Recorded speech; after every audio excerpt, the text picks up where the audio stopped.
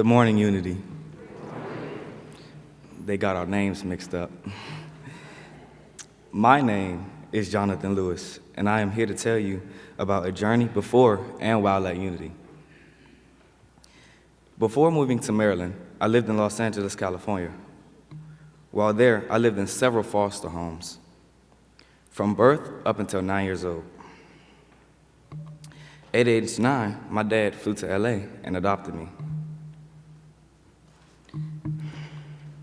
Upon arriving at Maryland at age 9, but wait, let's clear something up first. Antonio, you gave me those Oreos to have. But let's get back to my journey. My introduction to Unity of Washington, D.C. was immediate. Before I knew it, I was sitting in a Unity class, in a Unity class, in the basement at the old church. Now, anyone knows that if you had Ms. Dietrich, she didn't play. My start as a Unitine was a rocky one. On several occasions, because of my behavior, give me one moment, I'm nervous. I'm sorry. Because of our behavior, Ms. Dietrich reported me and my brother Ben to our dads. We found ourselves sitting at the bottom of the steps at home with a book. There's a Bible quote that I like, chapter 30, verse 15, and it reads, "In quietness and confidence is your strength." As a young man starting a new life, I need confidence, and both Unity and my family have given me confidence. Goodbye, Ms. Dietrich, and hello, Ms. Sharon. As you all know, Ms. Sharon is in charge of us YOUers. Almost right away, Ms. Sharon handed me an apron and welcomed me into the YOU hospitality team, a team that I eagerly served on. My brothers Antonio, Ben, and Joe were also YOUs, which made having to serve on the hospitality team a lot of fun. I'm sorry. I'm so nervous up here.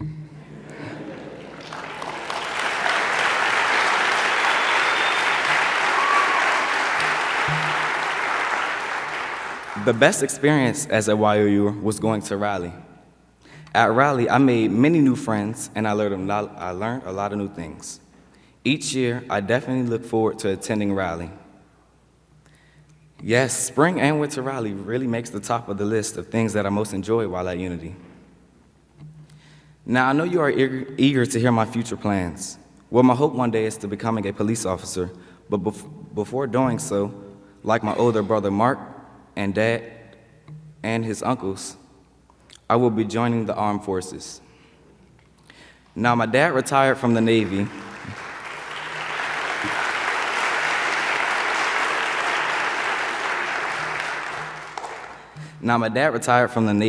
But being on a lot of water didn't seem appealing to me. I think that if the boat went down, I couldn't stomach that much water. So I've decided on the Army. When my dad enrolled me in Young Marines at age 9, it encouraged me to join ROTC while in high school, and I stayed all 4 years. He wanted me to have the military experience. Now, unlike him, I doubt that I will stay and retire. Then again, who knows what the future will hold for me? In any case, I'm going to give it a try and see where it leads me. Unity has definitely taught me that all things happen for a reason, both the good and the bad. God is always in control, and I must always trust Him. And the most important is that God is all good and active in every part of my life. And that I must trust Him and listen to the quiet voice in my head. It is Him whispering to me and guiding me in the right direction. There is one other quote that I like, and it's from Laozi, and it says, "Those who overcome others are powerful. Those who overcome themselves are strong." Now, to me, this means that if people are trying to be the voice in your head and trying to guide your life, and you say no, I will guide myself. And you say it with the utmost of confidence, then you are powerful. The other part of this quote says, those who overcome themselves are strong. This part means that there is no one on this earth that can criticize you or hold you back more than you can. And if you get past this and have faith, then you are strong.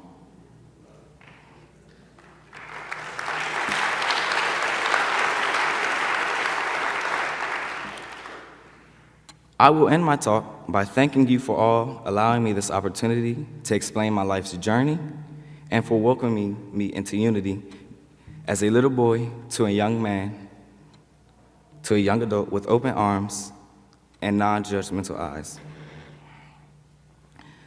The moment that I stepped into Unity, I felt love and support. I ask that you pray for me a safe passage into the next phase of my life, and that I live a long, happy, prosperous life. I'm sorry. And that our paths will cross again.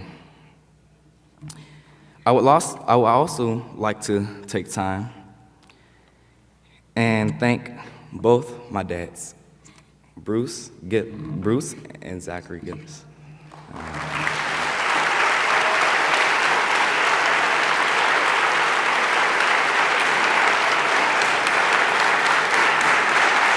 Can you please stand up? Stand up for me. Stand up. Stand up. Stand up.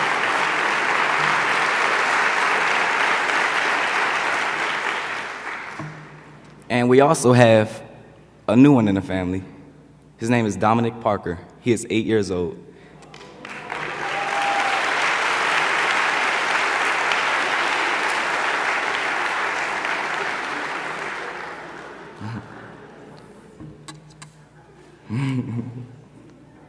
Peace and blessings to you all. Thank you.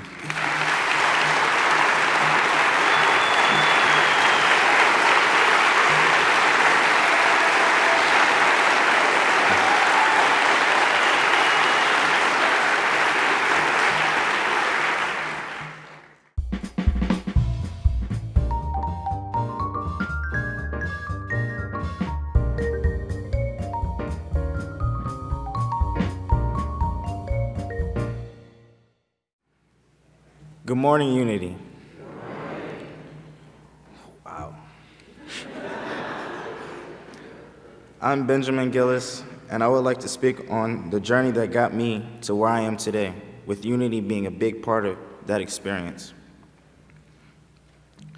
Like many teenagers, I often felt like giving up on my dreams and goals. But each time that I felt that way, I always thought about the third Unity principle. I create my experiences by what I choose to think and believe.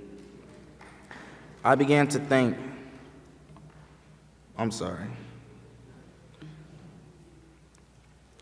that an experience is only as bad as you make it out to be, and how you perceive it. That one principle is what enables me to stand before you today tall, strong, and positive about my future. Unity of Washington, D.C. has definitely enabled me to feel positive about life and moving forward. All of this so far makes me think about faith. Faith means to me that you keep hope and continue to believe. Gandhi says, faith transcends reason. It is when the horizon is darkest and human reason is beaten down to the ground that faith shines brightest and comes to our rescue. What that means to me is even when all is lost and you cannot come to a logical conclusion, you can always rely on faith. I was adopted by my dad at the age of 9 years old, and I had been to 13 different foster homes before that.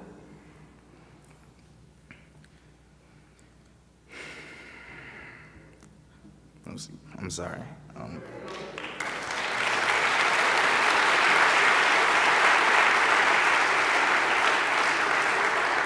During my time with my dad in high school, my overall GPA remained at 3.0,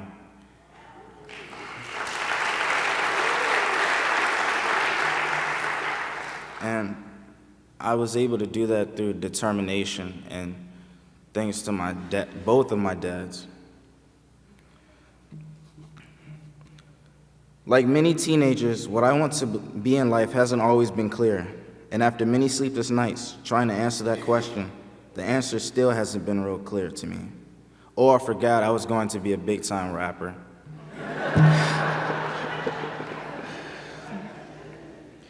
I surprised my dad when I told him at the last minute that I was interested in joining the military. Spontaneously, I went and spoke with the military recruiter, and before you knew it, I was joining the Army. Like my brother John, I have always had a fascination with the military and law enforcement, so coming to the conclusion that having a military career is really not that big of a surprise to me. So off to the Army it is. I was hoping that my brother John and I were able to go together, but at this time that is not possible. However, I'm sure that if we stay in the military long enough, our paths will cross in the field. After all, remember the third unity principle. We can create our experiences by what we choose to think and believe. And with those thoughts, make it happen. What I have gained from unity is no matter what the problem is and what the issue may be, I can always have faith in God. I can always have faith in God and count on Him to guide me through my struggles. I learned that the light of God surrounds me and that the presence of God watches over me. I would like to take this time to also thank Miss Sharon and Miss Deidre for guiding me through unity. A special thanks to my dads for always being there for me when I needed them most, and last but not least to Mr. Amon for giving up his weekends to take us to rally.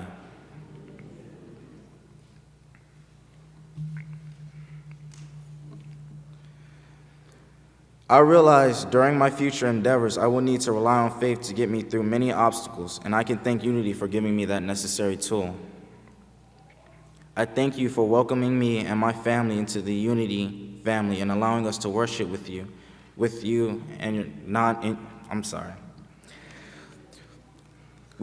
non-judgmental eyes.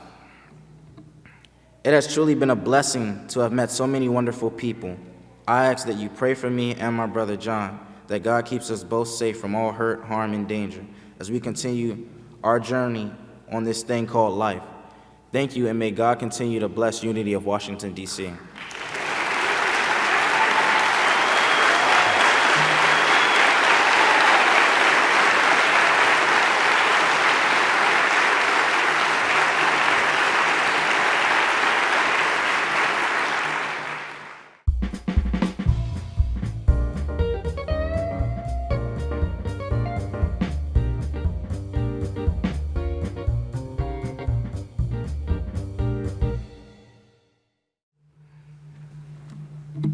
Good morning. If you don't know me by now, my name is Jelani Guise. And before I wanted to start, I just want to say you guys look absolutely wonderful today. All of you.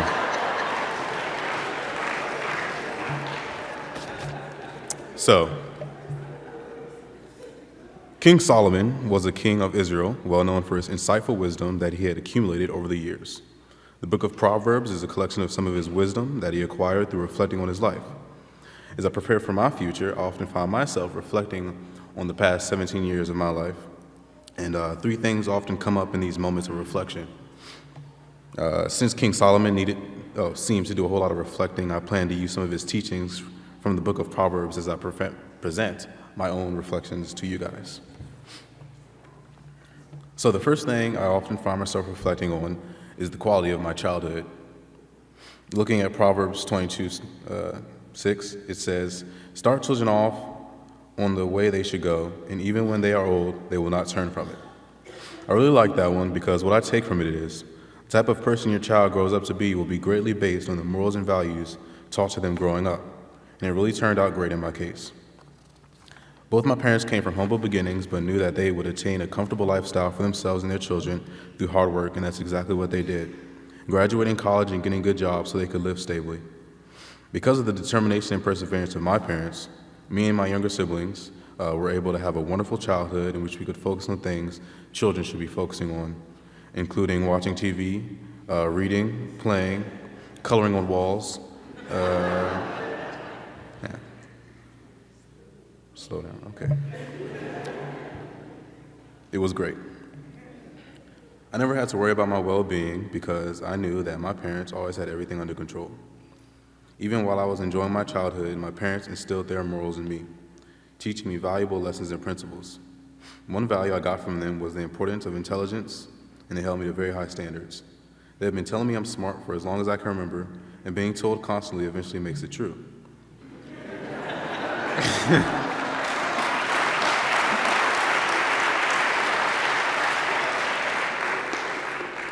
But it wasn't that easy.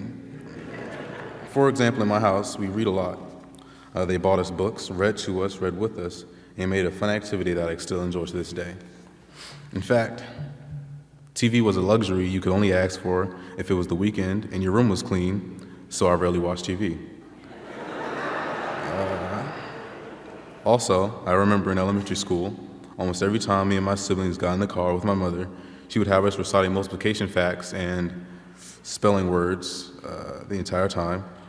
And say, for example, if we were going to my grandma's house, which is like better than Six Flags, it's like the place to be is grandma's house.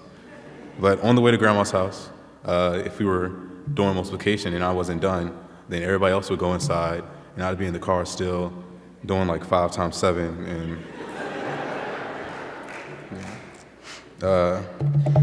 oops. My parents also knew, they made sure we knew the value of a clean room and doing things to the best of our ability instead of taking shortcuts. For example, if you can imagine, a tornado going through Walmart, ripping off clothes, books, and toys off the shelves, that's what my room would look like. My parents would have me clean to the standard of like a fancy hotel.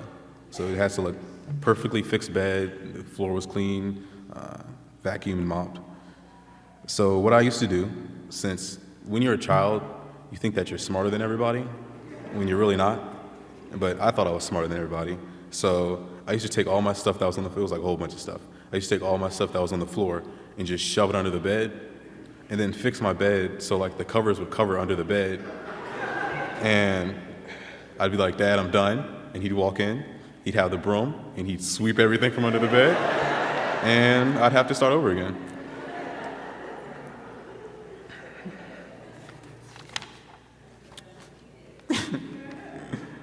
Lastly, if you are a Guise child, then when you leave the house, you are dressing sharp. I used to have to let my mom pick my clothes every other day for school in like 3rd grade or something like that. And on the days that I got to choose my clothes, it was sweatpants and mismatched t-shirts. But on her days, I was wearing button-up shirts and khaki pants and jeans to school, elementary school. It was hard. Also, up until the 5th grade, I had to dress nice when going to birthday parties. And these weren't like adult parties where people stand around and drink. This is like children parties where everybody's like running around and getting messy and flipping and tumbling. And I was wearing like a button-up shirt. Everybody else was wearing comfortable clothes. But it was, anyway. In addition to great parents, I had wonderful grandparents who drove us to school, whose house we could always visit, and it was always such a fun place to go. I had uncles, cousins, just a wonderful support group, just a wonderful family. I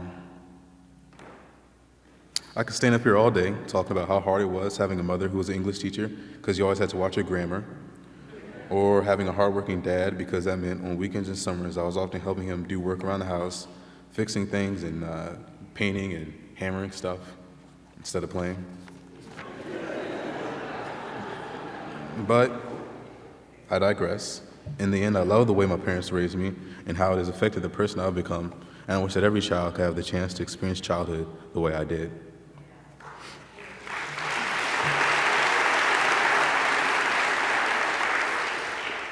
Now, sometimes I also reflect on things I could have done differently and what I could do if I could start over in life, but this time with the knowledge I've gained, so I can improve upon my past decisions. Proverbs chapter 4, verse 7 says, "The beginning of wisdoms is this: get wisdom. Though it cost all you have, get understanding."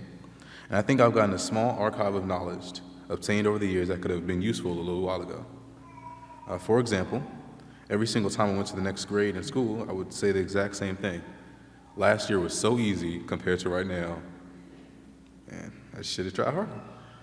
I've learned that school really isn't that hard. It's just about organizing and balancing your time between work and play, which sounds impossible for a child, but had I simply set aside 2 hours to do homework, then I could have done better. I didn't do bad. I got a 3.0. It's just, I could have done better. So an example of that would be me coming home from school and laying on my bed and reading. And I'd say to myself, "Jelani, in 5 minutes, you're going to stop reading and you're going to do your homework." And then 3 hours later, when I finished my book, I'd get up and I'd try to start my homework and never get it done. Another thing I would do if I could go back in time is I would start playing lacrosse at an earlier age. I don't know if I've mentioned it yet, but I play lacrosse and I absolutely love this sport. It's exciting and it's brought lots of joy and good memories to my life. I started playing in 4th grade for a program called Winners in DC, and it was wonderful. But if I had a choice, I could have started in 1st grade so I can play as long as possible because I really love it. Now, the final thing I would do if I could go back, is I would spend more time learning how to dance. It's not that I don't have rhythm. I listen to music all the time with my parents. It's just the different dance moves that I know are limited. And at the elementary school I went to, we didn't do a lot of dancing, so all I really know how to do is 2-step. So if I could go back, I'd learn some more dancing. Even though it's entertaining to think about things I could have done or changed, I'm really happy with the way that things are right now, which is the last thing I reflect on. I reflect on how delighted I am with the direction of my life. If you look at Proverbs chapter 14, verse 30, it says, "A heart at peace gives life to the body, but envy rots the bones." That really applies to me because at this point in my life, I'm really happy with me and how it's going. From all the reading I've done, I did some of those books were science books, like I had like textbook kind of things, but I just read them anyway. And from doing all that, since I was like 8 years old, I decided I wanted to be a mad scientist, like Dr. Frankenstein or Lex Luthor, or the guy from Despicable Me. But eventually I realized that wasn't a valid career path, so I decided I'm gonna be a mechanical engineer instead.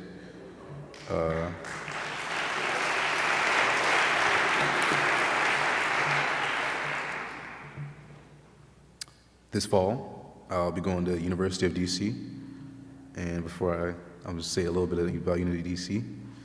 In 1963, John F. Kennedy had some people study DC's educational needs. They established Federal City College, a liberal school, a liberal arts school, and Washington Technical Institute, a vocational school. And in August 1st, 1977, 2 schools merged with DC Teachers College to become UDC. At UDC, they offer a completely accredited engineering program that I'll be eagerly taking advantage of. And in addition, I'll be playing for the lacrosse team this coming spring. Of course, I applied and got into other schools, but another large advantage is going to UDC is that it's affordable. What I don't want is to go to a big state school and get a nice, shiny diploma and thousands of dollars of debt. Instead,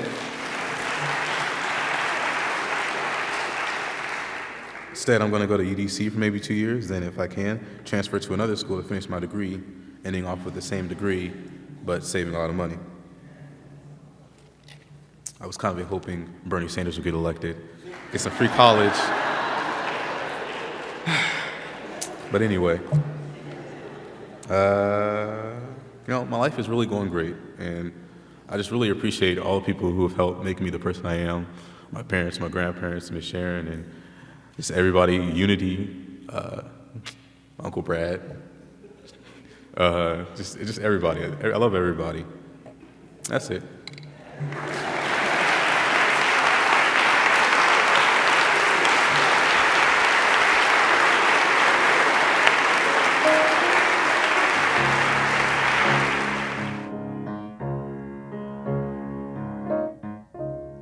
With a child's heart, go face worries of the day. with a child's heart. Turn each problem into play. No need to worry. No need to fear. Just being alive makes it all so very clear. With a child's heart, nothing can ever get you down. With a child's heart,